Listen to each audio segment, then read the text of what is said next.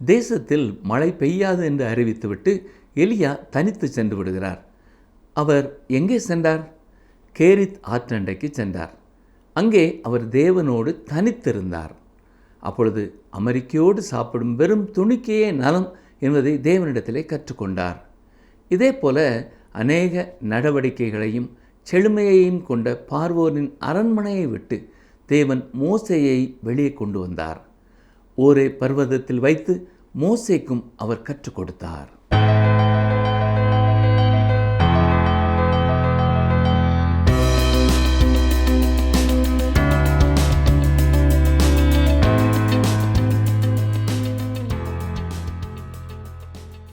நாம் ஒவ்வொரு நாளும் காலையில் எழும்பும்போது அநேக காரியங்களை யோசிப்போம்.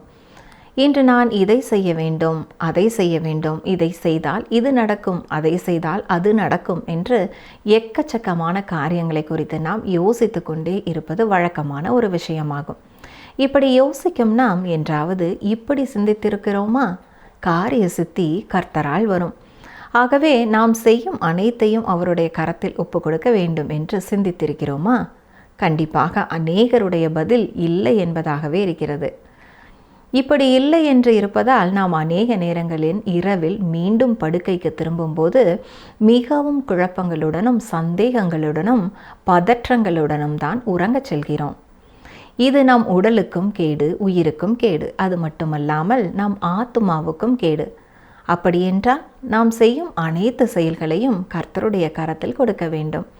அப்படி கொடுத்தால் அனைத்தையும் வாய்க்க செய்கிறவர் அவராயிருக்கிறார். சரி, நான் கர்த்தருடைய கரத்தில் கொடுத்தால் என்ன நடக்கும், எப்படி நடக்கும் என்று நாம் சிந்தித்தால் நாம் சரியான பாதையிலே பயணிக்கிறோம். இன்றைய நிகழ்ச்சியிலும் கூட இதை பற்றித்தான் நாம் தியானிக்க சிந்திக்க போகிறோம். ஆகவே இந்த நிகழ்ச்சியை துவக்க முதல் முடிவு வரை தவிர்க்காமல் கேட்கவும். பிரியமான வேத ஆராய்ச்சி நேயர்களே, இன்று நாம் நீதிமொழிகள் 16ஆம் அதிகாரம் 3ஆம் வசனம் முதல் சிந்திப்போம். வாசிக்கிறேன். உன் செய்கைகளை கர்த்தருக்கு ஒப்புவி, அப்பொழுது உன் யோசனைகள் உறுதிப்படும். ஒப்புவி என்பதற்கு கொடுத்து விடு என்பது அர்த்தமாகும். நம்முடைய காரியங்களை, நம்முடைய செய்கைகளை கர்த்தரிடத்திலே கொண்டு சென்று நாம் கொடுத்து விட வேண்டும். அவர் அதை பெற்றுக்கொண்டு பொறுப்பெடுத்துக் கொள்கிறார். ஒரு தேவ ஊழியர் தேவனிடத்திலே கொடுத்து விடுகிற அனுபவத்தை குறித்து இவ்வாறு சொல்லியிருக்கிறார். அவர் இளைஞனாக இருந்த காலத்திலே பாவத்திலே வீழ்ந்து மன அமைதியற்றவராக மாறிப்போனார். எனவே இவர் ஒரு ஊழியரை சென்று சந்தித்தார். ஊழியர் இந்த இளைஞரிடத்திலே, கர்த்தர் உன்னிடத்திலே கோபம் கொள்ள மாட்டார், இயேசு உன் பாவங்களை சிலுவையிலே சுமந்து தீர்த்து விட்டார். எனவே நீ இயேசுவினிடத்திலே வந்து பாவ மன்னிப்பிற்காக ஜெபம் செய், அவர் உன் பாவங்களை மன்னிப்பார், அவருடைய நீதியால் நீயும் நீதிமானாய் மாறுவாய் என்று கூறினார். இந்த வாலிபனும் அவ்வாறே செய்து பாவ மன்னிப்பை பெற்று தேவனோடே சமாதானமானார். இந்த வேளையிலே இந்த இளம் வாலிபன் தன்னுடைய பாவங்களை தேவனிடத்திலே கொடுத்து விட்டதாகவும், கர்த்தர் அந்த பாவங்களை வாங்கி கொண்டு தன் முதுகுக்கு பின்னாலே எரிந்து விட்டதாகவும் கூறுகிறார். அருமையானவர்களே, நீங்களும் உங்களையும் உங்கள் காரியங்களையும் தேவனிடத்திலே ஒப்புவியுங்கள். அதாவது அவரிடத்திலே உங்கள் காரியங்களை கொடுத்து விடுங்கள். அவரிலே நீங்கள் இளைப்பாறுதலை பெறுவீர்கள். உங்கள் செய்கைகளை யெகோவாகிய தேவனிடத்திலே ஒப்பு கொடுங்கள்.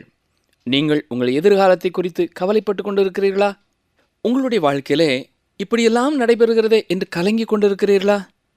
அடுத்த நிமிடத்திலே, அடுத்த வாரத்திலே, அடுத்த மாதத்திலே, அடுத்த வருடத்திலே நான் என்ன செய்ய போகிறேனோ என்று கலங்கி கொண்டிருக்கிறீர்களா? கலங்காதிருங்கள். எல்லாவற்றையும் நம்முடைய தேவனாகிய கர்த்தரிடத்திலே கொடுத்து விடுங்கள். கர்த்தரே உங்களுக்கு உதவி செய்வார். நீதிமொழிகள் 16ஆம் அதிகாரம் 4ஆம் வசனம். கர்த்தர் சகலத்தையும் தமக்கென்று படைத்தார், தீங்கு நாளுக்காக துன்மார்க்கனையும் உண்டாக்கினார். அருமையானவர்களே, இங்கே நாம் ஒரு கடினமான சத்தியத்தை காண்கிறோம். இது நமக்கு ஒருவேளை புதிராக வினோதமாக தோன்றலாம். ஆனால் இவைகள் எல்லாம் உண்மையானவை. கடல் தண்ணீர் ஏன் உப்பாயிருக்கிறது? அதில் ஏன் அலைகள் காணப்படுகின்றன? இதற்கு பதில் என்ன தெரியுமா? இது இயற்கை விதிகளின் அடிப்படையிலே இவ்வாறு காணப்படுகிறது. இவ்வாறு காணப்படுகிறது என்று நீங்கள் ஒருவேளை சொல்லலாம். அப்படியானால் நான் இன்னும் ஒரு கேள்வி கேட்கிறேன். இந்த இயற்கைக்கு விதிகளை உண்டாக்கியது யார்? தேவன்தான். கடல் நீர் ஏன் உப்பாயிருக்கிறது? ஏனென்றால் அது அவ்வாறு தான் இருக்க வேண்டும் என்று தேவன் விரும்பினபடினாலே அது அவ்வாறு இருக்கிறது. இன்னும் சிலர் நிலத்தில் உள்ள உப்பு தான் கரைந்து கடல் நீரில் உப்பாய் இருக்கிறது என்பார்கள். சரி, அப்படியானால் நிலத்தில் முதலிலே உப்பை வைத்தது யார்? அதுவும் தேவனே. அவரே எல்லாவற்றையும் துவக்கியவர், மட்டுமல்ல எல்லாவற்றையும் தனக்காக உண்டாக்கினவர். மனிதனுடைய வாழ்க்கையிலே மிக முக்கியமான நோக்கம் என்ன? அவன் தேவனை மகிமைப்படுத்துவதும் அவரில் அவன் மகிழ்ந்திருப்பதுமே மனித வாழ்க்கையின் முக்கியமான நோக்கமாகும். நீங்கள் யாராயிருந்தாலும், நீங்கள் எங்கே இருந்தாலும், தேவன் தம்முடைய மகிமைக்காக உங்களை சிருஷ்டித்திருக்கிறார் என்பதை நீங்கள் உணர்ந்து கொள்ள வேண்டும். இதை கேட்கும் சிலர் ஒருவேளை இவ்வாறு கேள்வி கேட்கலாம்: இந்த குடிகாரர்கள், கொலைகாரர்கள், அநியாயம் செய்கிறவர்கள், இவர்கள் எல்லாருமே தேவ நாம மகிமைக்காகத்தான் படைக்கப்பட்டார்களா என்று கேட்கலாம். ஆம் பிரியமானவர்களே, அவர்களையும் தேவன் தம்முடைய நாம மகிமைக்கென்றே படைத்தார். இதை கேட்டுக்கொண்டிருக்கிற உங்களுக்கு ஒருவேளை இது வெறுப்பாக கூட இருக்கலாம். தேவன் தம்முடைய திட்டத்தின்படியும் தம்முடைய நோக்கத்தின்படியும் இந்த உலகத்திலே கிரியை செய்கிறார். நீங்கள் இதை விரும்பினாலும் விரும்பாவிட்டாலும் தேவன் அதை செய்கிறார். அவர் உங்களை பார்த்து, நீங்கள் என்னோட விளையாடாதிருங்கள், நான் இல்லை என்ற எண்ணத்திலே உங்கள் இஷ்டம் போல செயல்படாதிருங்கள். நான் இல்லை என்றால் நீங்கள் விருப்பம் போல தீய காரியங்களையும் பாவமான காரியங்களையும் செய்யலாம். ஆனால் நான் கர்த்தராயிருக்கிறேன். நீங்கள் என்னோட விளையாடுவீர்கள் என்றால் நஷ்டம் அடையப் போவது நீங்கள்தான். இது என்னுடைய உலகம், இது என்னுடைய விருப்பப்படியே செயல்படும், என் விருப்பத்தை திருப்ப இயலாது என்று கூறுகிறார். அருமையானவர்களே, நாம் செய்யக்கூடிய காரியம் ஒன்று இருக்குமென்றால் நாம் அவரோடு கூட சேர்ந்து நடப்பதுவே ஆகும். தேவன் இல்லாமல் வாழுகிற ஒருவனை குறித்து வேதம் இவ்வாறு கூறுகிறது. சங்கீதம் 14:1 பாருங்கள். தேவன் இல்லை என்று மதிகட்டவன் தன் இருதயத்தில் சொல்லிக் கொடுக்கிறான். இவர்கள் என்ன செய்ய வேண்டும் என்று தேவன் எதிர்பார்க்கிறார் என்பதை எபிரேயர் 11:6 நன்றாக சொல்கிறது. தேவனிடத்தில் சேருகிறவன் அவர் உண்டென்றும் அவர் தம்மை தேடுகிறவர்களுக்கு பலன் அளிக்கிறவர் என்றும் விசுவாசிக்க வேண்டும். நீதிமொழிகள் 16:7 ஒருவனுடைய வழிகள் கர்த்தருக்கு பிரியமாயிருந்தால் அவனுடைய சத்துருக்களும் அவனுடைய சமாதானமாகும்படி செய்வார்.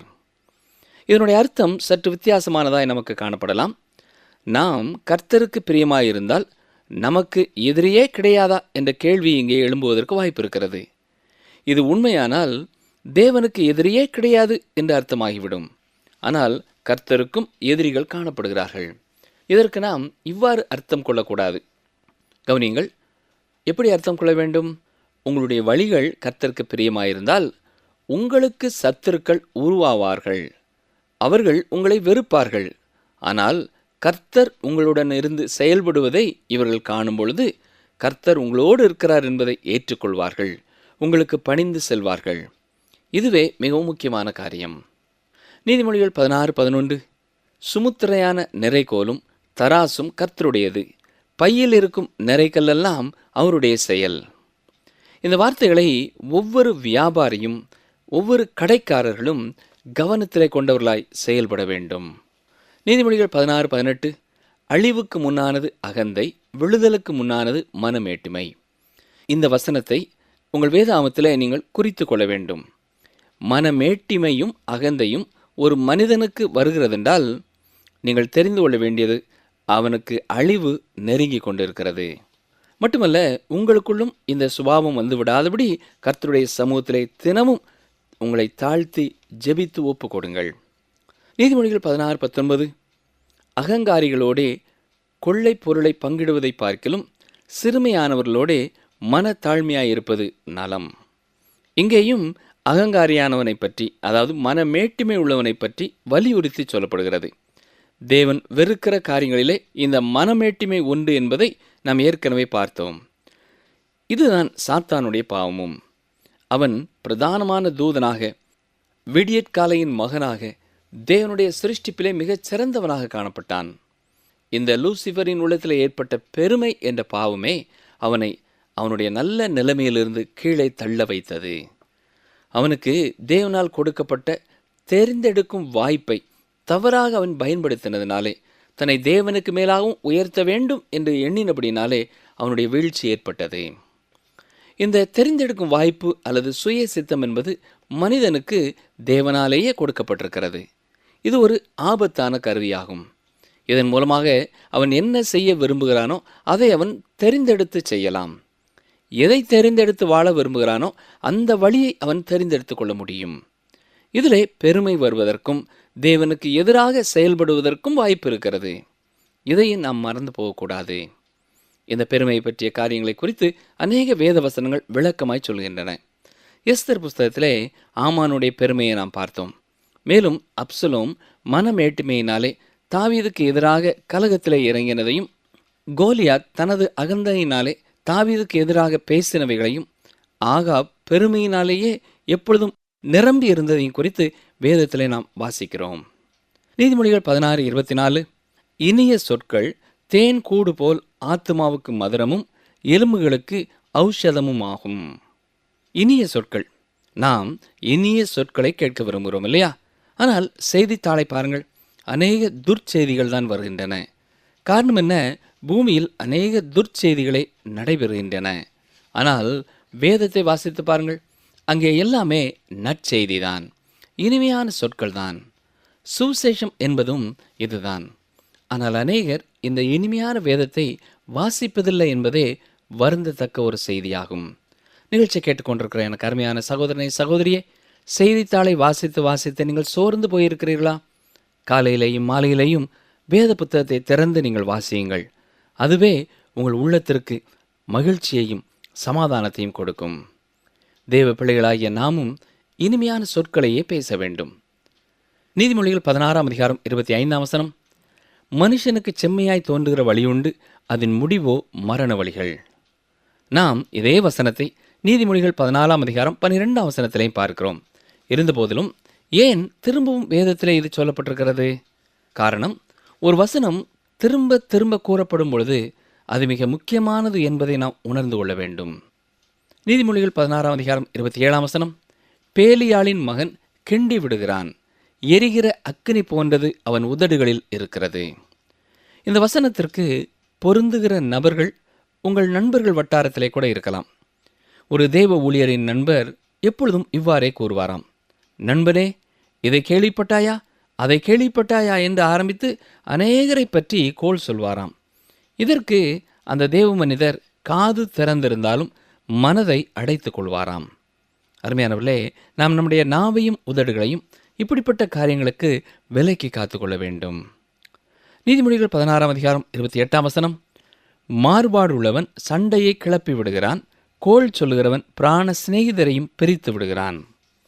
சற்று முன்பு கோள் சொல்லுகிறவர்கள் கூறுகிற அனைத்து வார்த்தைகளையும் அநேகர் அப்படியே ஏற்றுக்கொள்கிறார்கள் என்று பார்த்தோம். இப்பொழுது கோள் சொல்லுதலை கேட்டு சில பிராண சிநேகிதர்கள் கூட பிரித்து விடப்படுகிறார்கள் என்று பார்க்கிறோம். இந்த கோள் சொல்லும் பழக்கமுடையவர்கள் ஊரெல்லாம் சுற்றி தெரிந்து கெடுத்து பேசி நண்பர்களை பிரித்து விடுகிற கடமையை செவ்வனை செய்து வருகிறார்கள். நீதிமொழிகள் 16:31, நீதியின் வழியில் உண்டாகும் நரைமயிரானது மகிமையான கிரீடம். இந்த காரியத்தை முதியவர்கள் தங்கள் வாழ்க்கையிலே சிறந்த லட்சியமாக கொண்டு செயல்படலாம். முதியவர்கள் முதிர்ந்த சீடர்களாயிருக்கிறார்கள். மனிதன் நீதியான வாழ்க்கை நடத்தி வரும் பொழுது அவனுடைய முதிர் வயதிலே அது அவனுக்கு கனமுள்ளதாயிருக்கும். நீதிமொழிகள் 16:33, சீட்டு மடியிலே போடப்படும், காரிய சித்தியோ கர்த்தரால் வரும். நாம் இந்த வசனத்தை எஸ்தர் புத்தகத்தின் துவக்கத்திலே எழுதி வைத்துக் கொள்ளலாம். ஆமான் யூதர்களை அழிக்கும்படி ஒரு நாளை குறித்து சீட்டு போட்டு பார்த்தான். ஆனால் தேவன் தலையிட்டு யூதர்களை விடுவித்தார். பூரிம் என்ற பண்டிகை இந்த தேவனுடைய அனுக்கிரகத்தை பெற்ற நாளை கொண்டாடவே அனுசரிக்கப்படுகிறது. மீண்டும் நாம் ஒன்றை குறித்து நன்றாக அறிந்து கொள்ள வேண்டும். நீங்கள் தேவனோடு விளையாடக்கூடாது. இந்த உலகமும் இதிலுள்ள யாவும் அவருடைய மகிமைக்கென்று படைக்கப்பட்டது. அதுவே அவருடைய நோக்கமாகும்.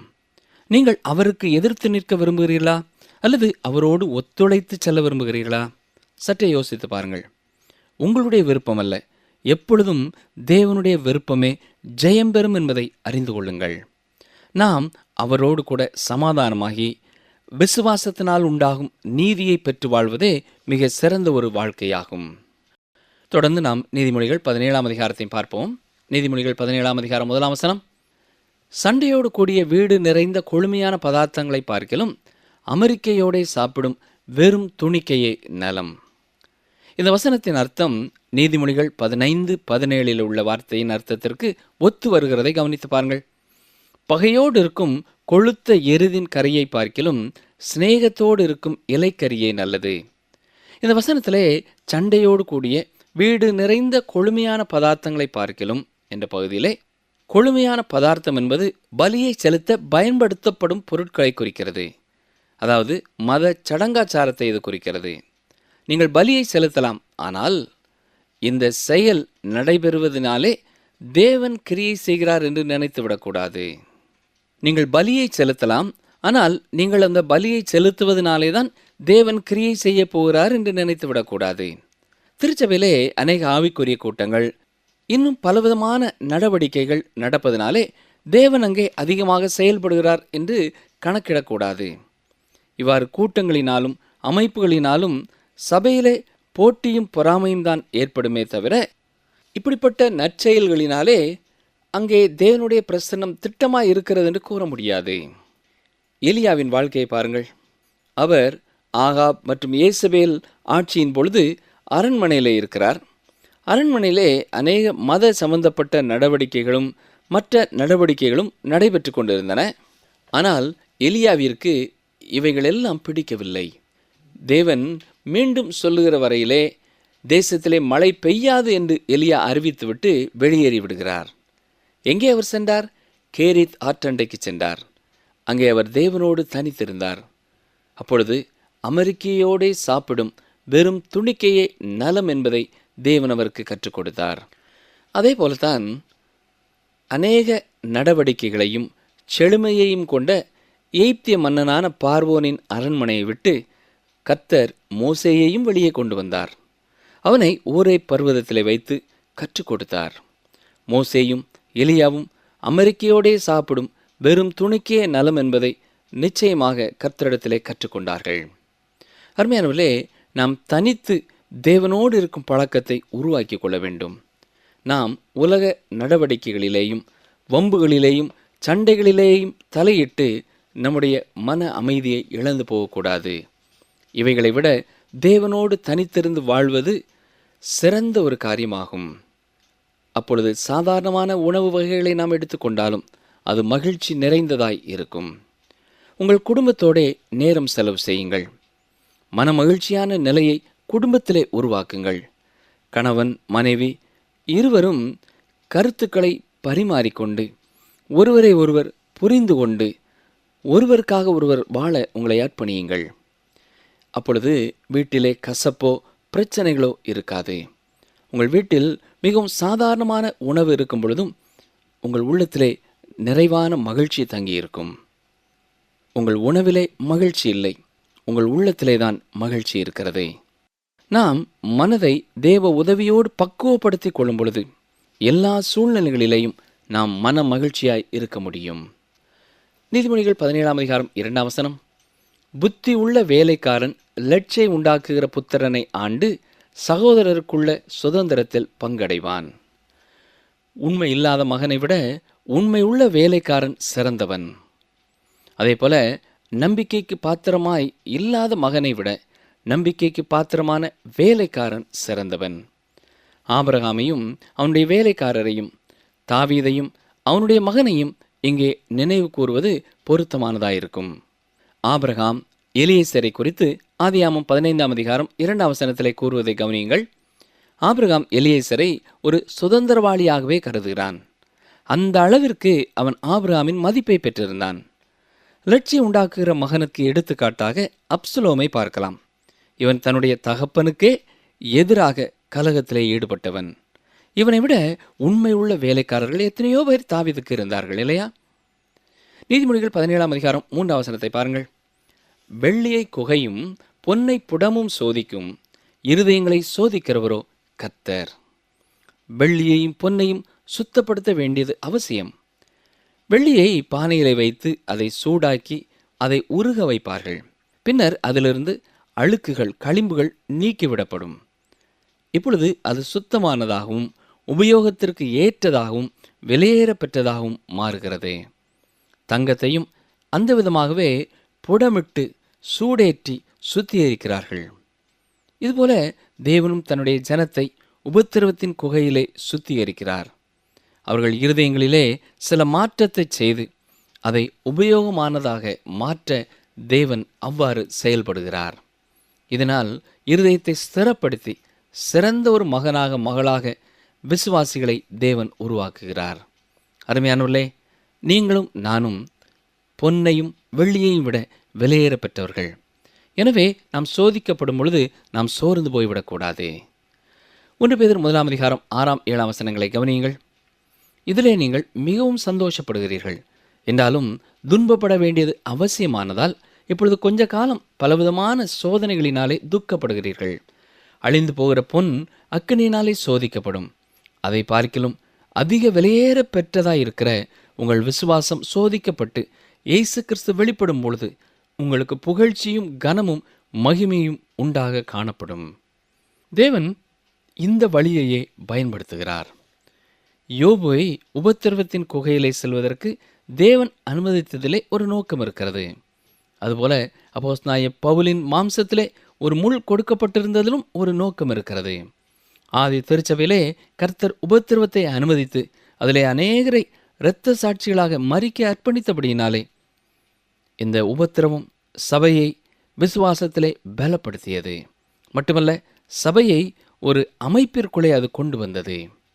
இன்றைய நாட்களிலேயும் அசட்டை பண்ணுதல் என்பது நம்முடைய தேவ ஜனங்கள் மத்தியிலே அதிகம் காணப்படுகிறது. இஸ்ரவேல் ஜனங்கள் மத்தியிலேயும் இதே பிரச்சனை தான் அன்று காணப்பட்டது. மோசே இதை குறித்து உபாகமம் 32:15 சொல்லும் பொழுது, யெஷூரன் கொழுத்து போய் உதைத்தான், கொழுத்து ஸ்தூலித்து நினம்துண்ணின போது தன்னை உண்டாக்கின தேவனை விட்டு தன் ரட்சிப்பின் கண்மலையை அசட்டை பண்ணினான் என்று கூறினார். இன்றைய நாட்களிலே இப்படிப்பட்ட கொழுத்து போன தேவ பிள்ளைகள் காணப்படுகிறார்கள். அவர்களுக்கு எல்லாம் இருக்கும், ஆனாலும் அர்த்தமில்லாமல் ஏதாவது இல்லை என்று எப்பொழுதும் முறுமுறுத்து கொண்டு தேவன் மேலும் குற்றம் கண்டுபிடித்து கொண்டே குறை சொல்லிக்கொண்டே இருப்பார்கள். இவர்கள் எந்த விதத்திலேயும் தேவனுக்கு பயனற்றவர்கள். எனவே தேவன் அவர்களை உபயோகம் உள்ளவர்களாக மாற்ற உபத்திரவத்தின் குகையிலே கொண்டு வருகிறார். சிலருடைய வாழ்க்கையிலே சில நோயோ சில வறுமையோ இருக்கலாம். அவர்கள் எவ்வளவோ ஜெபித்தும் அது நீங்காமல் இருக்கலாம். காரணம் என்ன? தேவன் அதை அனுமதித்திருக்கிறார். நீங்களும் அவருக்கு பிரியமான வழியிலே வளர்வதற்காக தேவன் இப்படிப்பட்ட காரியங்களை அனுமதிக்கலாம். அநேக வேளைகளிலே தேவன் மக்களை ஆவிக்குரிய வாழ்க்கையிலே வளரச் செய்வதற்கு உபத்திரவத்தின் குகையையே பயன்படுத்துகிறார். நீங்கள் விரும்பினாலும் விரும்பாவிட்டாலும் தேவன் அதை நிறைவேற்றுகிறார். இவ்வாறு கூறுவதனாலே உபத்திரப்படுகிற எல்லாரையும் பார்த்து நீங்கள் தேவனுடைய காரியங்களை கை கொள்ளவில்லை, எனவேதான் உங்களுக்கு உபத்திரவம் என்றும் கூற முடியாது. கர்த்தருடைய பிள்ளைகள் கர்த்தரோடு நெருங்கி ஜீவிக்கும் பொழுது கர்த்தர் உபத்திரவத்தின் மத்தியிலேயும் நாம் எதை கற்றுக்கொள்ள வேண்டுமோ அதை குறித்து நம்மோடு தெளிவாய் பேசுகிறவராயிருக்கிறார்.